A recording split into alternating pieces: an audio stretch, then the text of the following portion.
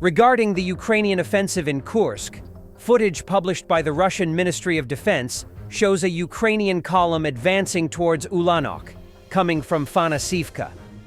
It confirms Ukrainian presence even deeper east of Fanasivka.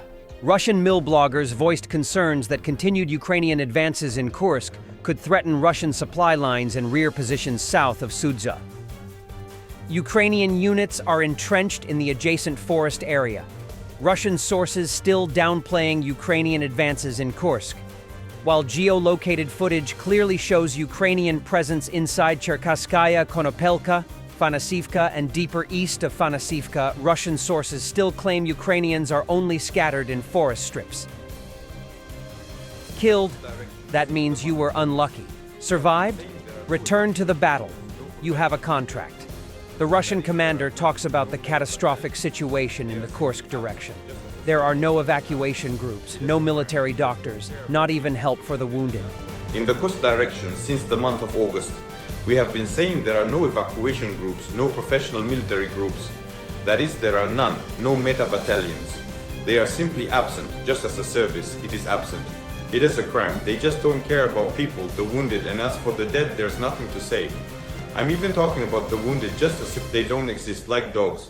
They just threw them away, let them survive on their own. They survived surprisingly and are expected to return to the front since they have a contract. If they died, well, what can you do? It's war. They signed the contract themselves, that's the attitude. It hurts a lot in the heart, incredibly painful.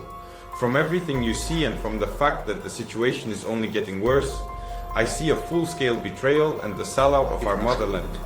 Kokols, Ukrainians, destroyed fucking everything. That's all we got left. In the Zaporizhzhia direction, the Russian soldier demonstrated a column of destroyed equipment. Another soldier moving with the help of a stick can also be seen. Все нахуй. Разъебали хахлы.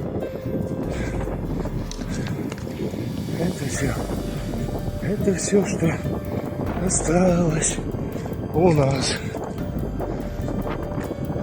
Extremely low flyover of a Ukrainian MiG-29. Cluster G MLRS strike a tree line in Donetsk region, hitting a concentration of Russian personnel, vehicles, and positions. Cluster G MLRS munitions have been actively used in Ukraine to target Russian military positions, particularly in fortified areas, command centers, and troop concentrations. In a 30-second engagement, a single salvo from a HIMARS or M270 MLRS system can unleash a barrage of guided multiple launch rocket system rockets carrying cluster warheads. Each rocket disperses dozens of submunitions over a wide area, maximizing lethality against enemy personnel and equipment. UAV pilots of the 412th Nemesis Regiment of the Unmanned Systems Forces struck a moving enemy BM-21 Grad multiple rocket launcher. It is reported that the defeat of the enemy MLRS took place in the Luhansk region.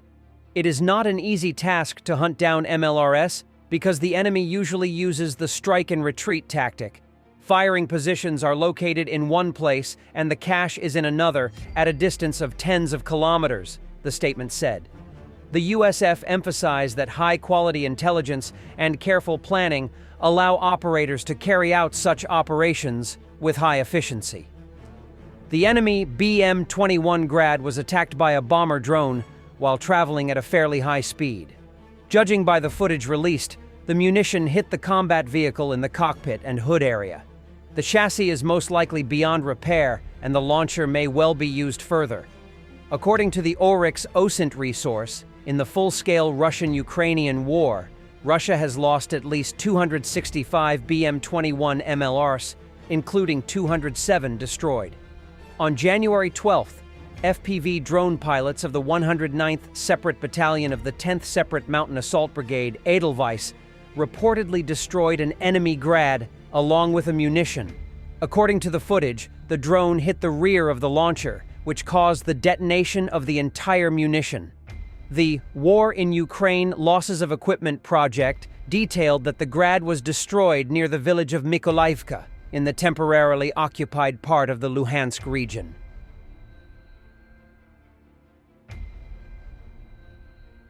Butcher Gudkov, commander of the 155th Separate Marine Brigade, take every order literally. The command, "Don't let anyone in," means kill everyone, including civilians. And it doesn't matter that the civilians themselves are Russians.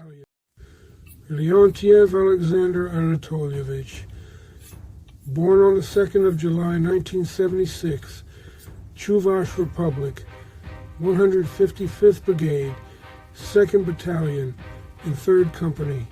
Contract, Private Rifleman. When did you sign? December 11th, 2024.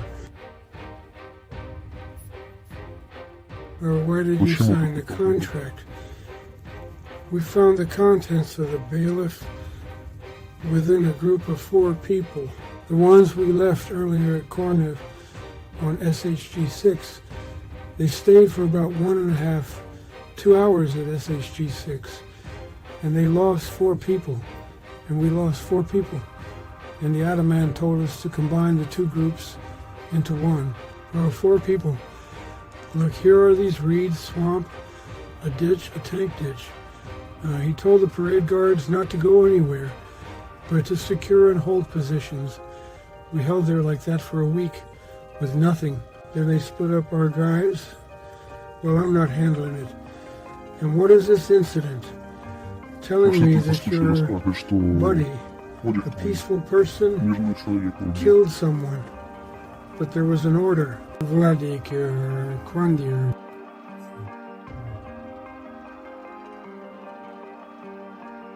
Well, thank you. He says you don't let anyone get close.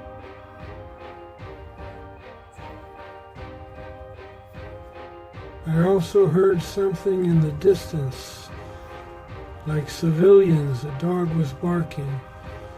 I heard a woman's voice. I was lying down. I didn't get up. Just lay there. Yes, walking. Boris, what do you need? Who is this civilian? In my opinion, maybe somehow deserved it. I hear shots. Then he said that he was shooting. Thanks for watching, and don't forget to subscribe.